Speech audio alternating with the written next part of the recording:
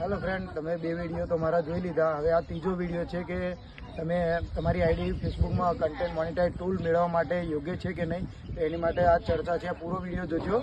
તો શરૂઆત કરું આ વિડીયોની। તો આ વિડીયોમાં એ છે કે તમારે કન્ટેન્ટ મોનેટાઇઝ માટે તમારે પ્રોફેશનલ ડેશબોર્ડ કરવાનું છે ચાલુ, અને જે તમારા એલિજિબલ છો ને એના 3 જે સેટિંગ છે એ બી તમારે જોવા ચેક કરવાનું છે। અને હવે આ ત્રીજો વિડીયો છે કે તમારે કન્ટેન્ટ મોનેટાઇઝ ટૂલ માટે શું કરવાનું છે ફેસબુકમાં।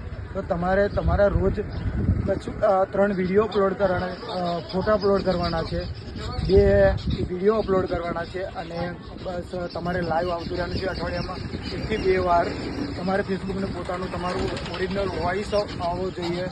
તો તમારે લાઈવ કરશે તો ઓરિજિનલ વોઇસ આવશે, અને ઓરિજિનલ વિડીયો મૂકશે તો એ આવશે। અને તમારે જે તમારી જૂની આઈડીમાં તમે ફોટા કોકના અપલોડ કર્યા, ભગવાન માતાજીના અપલોડ કર્યા હોય કે કંઈ બી અપલોડ કર્યું હોય તમારા સિવાયના બીજા કોઈના, એ ડિલીટ કરવાનું છે। અને વિડીયો જે તમે મૂક્યા હોય, રીલ્સ મૂક્યા હોય કે મૂવીના ભાગો મૂક્યા હોય કે કંઈ બી મ્યુઝિકવાળું તમે મૂક્યું હોય એ તમારે ડિલીટ કરવાનું છે।